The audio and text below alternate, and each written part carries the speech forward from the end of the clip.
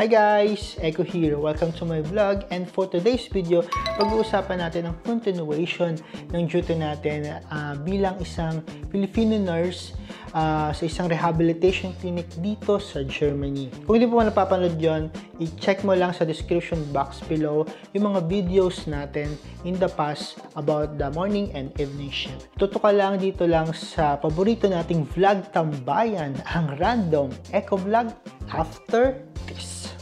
Bush!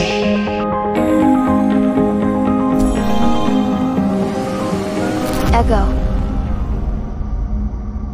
So una sa lahat, gusto ko lang mag-thank you sa lahat ng ating mga subscribers na laging nanonood at nagko-comment sa ating mga videos. Kung hindi ka pa subscribers, sana mag-subscribe ka na sa ating YouTube channel dahil meron tayong mga bagong videos and vlogs every Sunday. So sa lahat ng mga friends natin dyan mula sa Italy, Switzerland, Germany of course, sa Philippines, sa Austria, sa Canada, and sa US. Maraming salamat po.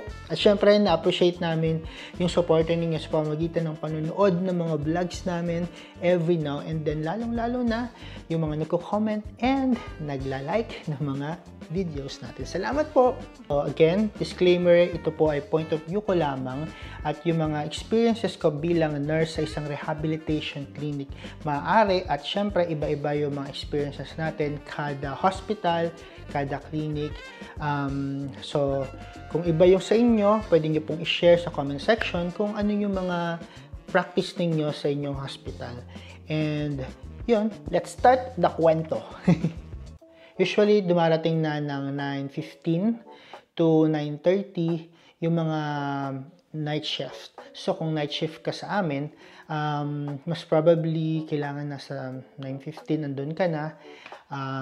Hinahantay mo nang mag-endorse yung mga evening shift. So, usually 9:30, talagang nakaupo na lahat sa isang table, yung buong depende actually. Meron kasi diba sa forne at saka sa hinten, kaya hahatiin na gano'n. Depende din yun. Pero usually sa amin, buo siya talaga. So, para marinig din ng kasamahan mo, yung i-endorse sa'yo, lalo na sa aming mga Pilipino.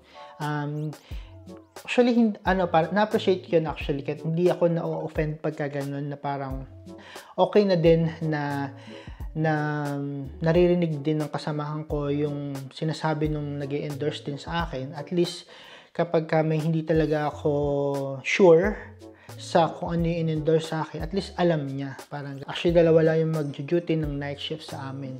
So, dalawang nurses yon sa kanan at sa kaliwa. So, sakop nila yung forne at saka yung hinten. So, parang ang pagkakaano doon is yung dual, sabi ko nga yung forne, yung medyo intensive, medyo kailangan ng attention. Tapos yung hinten or yung back, medyo chill na lang. So para hati kayo ng responsibility, yun, i-endorse niya nila sa inyo yung mga ginawa nila within yung ginawa ng morning at saka ng evening shift para i-endorse mo rin sa kinabukasan kung ano talaga yung mga nangyari, kung ano yung nangyari sa shift mo, syempre. So yun, madali lang actually yung endorsement. Syempre, depende din yun sa pasyente or sa i-endorse sa'yo, pero walang masyadong gagawin kapag ka night shift. Wala bang masyado talagang gagawin? Yun talaga yung tanong Yun talaga yung chill ba talaga yung night shift? Masasagot natin yan maya-maya lamang. Pagkatapos nila mag-endorse, lalo na yung mga taga dito, hindi pa yun umaalis. Ewan ko kung bakit. Parang chikahan pa sila. Lalo na kapag day off. Yung isa magda-day off na, yung aalis, o kaya naman, bagong pasok lang yung night shift, so magchichikahan pa talaga sila. Although tayo mga Pinoy, may mga times na ganun, pero kami, usually pagkatapos nun, kumikilos na agad kami at nag-prepare na gagamitin natin para sa first round. Tapos 10 PM doon na yung start ng first round mo. So yung first round mo, either sa amin kasi parang hindi na namin, depende sa patient kung talagang kailangan mo ng BS, lalo na sa foreign Usually kasi sa amin na BS na sila. Turning na lang talaga yung gagawin mo. Tapos 11 PM kung yung mababa or mataas yung sugar niya, ikukunin mo ulit yung sugar niya. So sugar, VS, and turning ng patient. So, yun yung mga usual na ginagawa kapag ka sa first round ng iyong duty. Yung mga taga dito, meron sila sariling pacing. Lalo na kapag ka yung kasama mo ay chill-chill din at saka yun, nagyoyosi and all. Magyoyosi muna sila. Lalabas muna sila, magchichikahan. Tapos pagbalik, 10-15, ganun. Tapos ikaw naman, nag-prepare na ng gagamitin mo para sa first round. Ang tip natin kapag sa first round, dapat talaga INO na rin ako. Hindi man INO na INO. Yung parang i-drain mo na yung urine ng patient para at least makita mo kung after ng duty mo, maganda ba yung urine niya, yung appearance niya and all. Kesa yung sa end ng shift mo na lang, palitan mo sila ng diaper kapag nakita mo na may poops na. Kasi ilang 8 hours na duty yon. So kung nandun yung poops tapos na nagkaroon ng irritation and all, parang maka-question ka bakit ano nangyari. So yun yung mga dapat mong tandaan. So, turning, usually marireceive mo, pwede at hindi, yung peg, yung water, o kaya naman yung kung meron pang natirang feeding through peg. Pero sa amin kasi, tapos na yun ng evening shift yun. So, minsan water na lang talaga yung natitira. So, kaklamp mo yun o tatanggalin mo. Ako, nagpe-prepare na rin ako ako pagkatapos na ipe-prepare ko na kaagad yung water. Para sa akin, mas maganda i-prepare mo na lahat yung gagamitin mo during the first round para kung may nakalimutan ka at least madali mo na lang siyang mapupunan. By that time kasi, nung first round na yon, yung iba tulog na yung patient, yung iba naman patulog na. Bilisan mo na lang din yung kilos mo na hindi mo madidisturbo yung mga patients mo sa kanilang tulog kasi kinabukasan ay meron silang mga schedules o termin sa mga therapies, sa OT, kailangan resting na sila ng mga dapat alas 10 or dapat mga 11, tulog na sila. So bilisan mo na lang. So basically, pag natapos na natin ang first round, ang second na activity na gagawin natin kapag night shift ka ay medication preparation or medikamente stellen. So, yun talaga yung paborito ko para sa akin.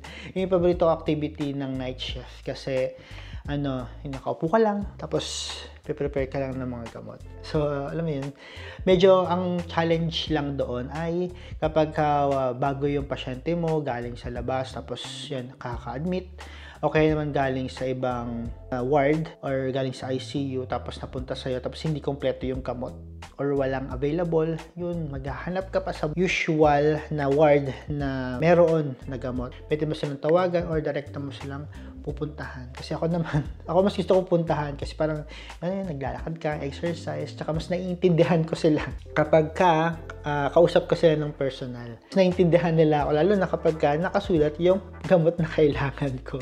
Kasi sasabihin ko lang na ganyan, baka mamaya mabulol ka. Bulol ako kaya hindi nila maintindihan sa diction ko. Alam mo na, para safe tayo. Pero syempre, depende yun sa dami ng pasyente. Ang challenge talaga doon, bukod doon sa availability ng gamot, ay yung dami ng pasyente mo na may kailangan ng gamot. Kung super dami ng mga maintenance niya, so talagang isa-isahin mo yon, ilalagay mo doon sa Usually naman, natatapos siya ng 1:30 to 2 a.m. So, at that time, tapos ka na. So, kailangan mo nang mag-break. Ito yung paborito natin. So, ito, ang susunod natin, pag-uusapan yung break time. May break time pala talaga sa night shift. 2 a.m. hanggang 4 a.m. Yun na yung downtime natin. Pwede kang kumain, pwede kayo magtsikahan, yung iba nagyoyosi, kumakain muna ako, nanonood, nagbabasa. So dahil downtime natin yan, magkakaroon tayo ng pakulo this segment. Iyan. Diba? Takas maka-showbiz. Meron tayong ball dito na naglalaman ng mga words and phrases na connected sa night shift. So, hindi ko actually alam ko din naman, pero i-connect lang natin yung mga words na yan para magkaroon tayo, para may pagkwentuhanan tayo, di ba? Talunin natin si Tito Boy. Hindi tayo? I-connect natin. So, ito napili natin. Una, COVID night shift. Nag 10 days duty ako. Tapos ika-10th night ko ay nagka-COVID ako. So, parang yun yung isa sa mga challenge duties ko. Naranasan ko nung nasa reha ako. Kasi, well, actually, in the middle of pandemic pa din naman yun. So, lahat naman talaga ng hospital, ng clinic, nakaranas ng ganun. Hindi lang din naman ako. So, yung akin lang din naman is yung parang yun yung talagang tapos nag-snow pa yun, ang lamig-lamig. Nagbabiyahe pa kami sa city, from city to hospital. So, super challenging. Cellphone. Pwede bang mag-cellphone during the night shift? Yes and no. Siyempre no kapag during the rounds, diba? O kaya naman kasama mo yung doctor and all. So parang respect na lang din at saka maging professional.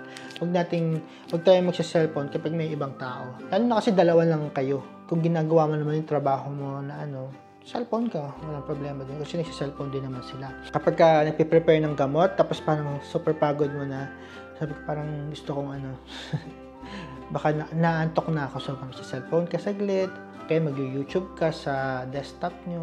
Okay lang mag-cellphone, basta hindi nakakagsagabal sa trabaho mo. Oh! Di ba? Kung saan na pupunta yung tanong natin. So, hanap na tayo.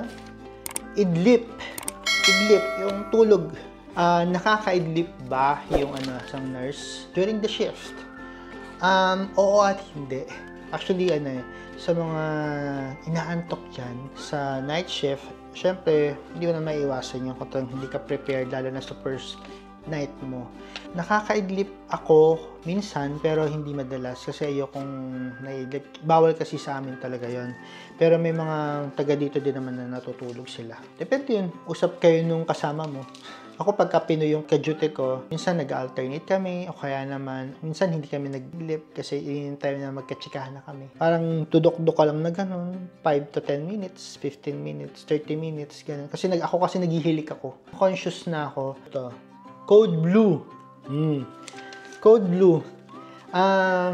Wala akong masyadong experience pagdating sa Code Blue during the night shift. Usually morning talaga tsaka evening. Usually nagpapa-DNR na sila. Diba kapag ka-DNR na, time mo na lang din naman. Tapos, tsaka pag palliative. Isang beses lang nangyari sa akin na nagkaroon ako ng Code Blue sa night shift. Pero hindi pa talaga ako yung duty actually.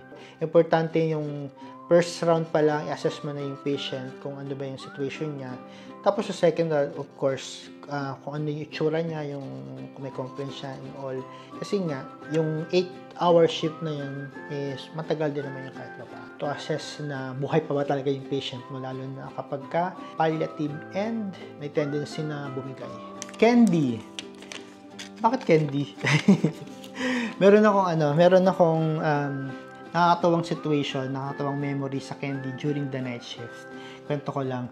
Meron akong bagong ka-duty noon na taga dito. Tapos, yun, parang kapaan pa kami ng ugali. Dahil dalawa na lang kayo, tapos nasa isang table kayo, kakamakain and all. So nagsa-sandwich ako. Tapos, usually kasi yung mga candies, yung mga bigay ng patients, o kaya bigay ng mga kasamahan mo ng mga candies, nandun lang yun sa may gitna ng table. So, ibig sabihin, kahit sino pwedeng kumain noon. Nung night na yon, kumakain na kami. Tapos, may nakita akong candy. So, tinignan ko, sabi ko, ang sarap naman ng candy na to. So, kinuha ko yung candy, tapos nakita ko, hindi pa siya bukas. So, binuksan ko siya.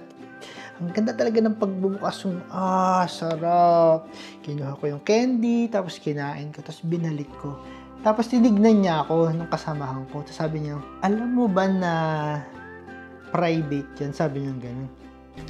So, nung narinig ko pa lang yung private, ganun kasi yung term nila sa kanila, parang privat yung bagay na to, yung service na to. Alam mo bang private? Yung sabi niya ganun. Sinabi ko, shucks. So sabi niya, aking yan eh. Sabi niya, super nakakahiya. Yung parang, hindi pa naman kami close noon. Parang, impression niya sa akin siguro, parang ano ba to, ang takaw nito, candy lang naman, hindi naman talaga ako mahilig sa candy na, as in candy, chocolate yes, pero yung candy, parang tinikman ko lang siya, so parang, nakakaya talaga, parang ka-duty plus Yossi, so pinagsama na natin, diba, kahit saan namang duties mo, nagde-depend yung pagiging toxic at pagiging chill ng isang duty na experience mo. din is bukod sa patient's condition ay yung ka-duty mo. So yung kung ka-duty mo ay chill lang, yung hindi ka mape-pressure, mga ganon, hindi ka mahihiya na gawin yung mga bagay-bagay. Kung tapos ka na, upo ka na lang. Hi. So ang last na tanong natin dito or word natin dito ay multo. Tara. So ilalim ko ng kano. One time, may patient ako dahil geriatric nga siya. Either may dementia or nagdideliryo and all. Hindi natin alam. Hindi ko alam. Pero she keeps on saying na nakikita niya daw yung anak niya at yung asawa niya doon sa room niya. Parang ganun. Lagi niyang tinuturo. Ano kasi siya? Parang palliative na siya na DNR. Hantay na lang. Pag night duty ako, pagdating ng alas 3, gising siya. Tapos, turo siya ng turo doon sa may isang sulok na yon. Tapos, tinatawag niya yung asawa niya at saka yung anak niya. May one time na evening shift ako, sinabi ko doon sa may dumalaw sa kanya, kamag-anak niya or kaibigan, hindi ko alam. Sinabi ko yung na may family pala siya, sabi kong gano'n. Kamusta na yung family niya, ganyan-ganyan. Tapos, ang sabi nung babae, nagtataka siya, sabi niya, tapos biglang sinabi niya sa akin, pagkakaintindi ko, wala na siyang pamilya, patay na yung asawa niya, saka yung anak niya. Yun pa naman, yung lagi niyang tinuturo doon sa parte na yun. Kaya sabi ko, ano na, sabi ko, alas 3 na. Tapos, naririnig ko siya every alas 3 na nag-iingay. Lalakasan mo na lang yung loob mo kasi wala ka namang ibang, hindi mo pwedeng utusan yung kasamaan mo na para sasabihin, ikaw na pumunta dyan, ganyan. So yun, natapos na nga ang ating break time. Nag-enjoy ba kayo sa pakulo natin? Kasi ako nag-enjoy ako. Kaya ang susunod naman natin gagawin ang second round. Sa second round, so basically ang second round, ito na yung magbibigay ka ng mga gamot na yung mga early medications dapat mong ibigay katulad ng L-thyroxine, yung mga ganang pantoprazole, yung mga Nexium, yun yung mga gamot na usually binibigay. Ang medyo matrabaho kapag second round is yung harapan. So yun, dami mong gagawin. So ulitin natin, vital signs, yung medication, bibigay mo na. Start na ng feeding kapag yung pasyente mo ay may PEG. So, start mo na either yung water o kaya naman yung Ernero, yung Soko. So, turning, syempre. Tapos, check mo din yung, check mo kung dumumi siya. Charting. So, 5:30, personally, ako gusto ko dapat tapos na ako ng 5:30 AM para mag-charting na ako. Ang charting kasi namin dito ay hindi na din yung sinusulat, nasa computer na. Madali lang din mag-charting actually. Depende lang din sa pasyente mo kung gaano siya ka-toxic. Parang sulat din naman yan sa Pinas din. Kapag madami kang na-notice, kailangan madami kang dapat lagay doon sa charting mo, toxic talaga. Pero usually kung natulog lang din naman siya, turn side to side mo, walang complaint, pero yun lang din, paulit-ulit lang din naman yung i-chart mo. Included siya sa insurance. Kung ano yung mga ginawa ng nurses during the night, kung ano yung naging experience ng pasyente during the night, tapos dun magpo-fall yung insurance. So, kung ano din naman, kung gano'ng kadami yung mga ginawa mo sa kanya, tsaka kung ano yung situation niya, dapat mo i-include doon para at least safe ka doon sa insurance. 15 to 20 minutes ka nag-charting. May time ka pa para finalize yung mga endorse mo, mga dapat mo pang gawin, kung may nakalimutan ka and all. Pwede mo siyang sundutin, di ba? So that's it for this video. Maraming salamat sa pagsama sa akin sa pag-duty ng night shift. Napagod ba kayo? Kasi ako napagod ng konting-konti lang naman, pero nag-enjoy ako, nakakwentuhan kayo. And speaking of kwento, sa lahat nga po pala ng mga may kamag-anak or friends na nagtatanong or gustong mag-abroad or pumunta dito sa Germany, mag-aral, meron po tayong mga friends mula sa Eurolingua. Eurolingua, isang language school na meron silang mga partner agencies sa Pilipinas. So, kung gusto nyo or interesado kayo, punta lang kayo sa comment or description box below. Check nyo lang po yung link na yon and then click nyo lang po yon. Then mag-register kaya pwede po kayo magtanong sa kanila. May mga comment at may mga suggestions ka para mas mapabuti at mas mapaganda pang ating channel. I-comment mo lang yan sa comment section down below at pwede mo na rin sabihin dyan yung mga experiences mo sa inyong hospital o kaya naman kung nagbabalak kang trabaho dito, ano yung mga expectation mo during the night shift. And tulad ng lagi ko nga sinasabi, hamunin man tayo ng panahon, maraming dahilan para bumangon. Ako si Eko at ito ang kwento ko. So paano guys? Antok na mi. Good night! Ah.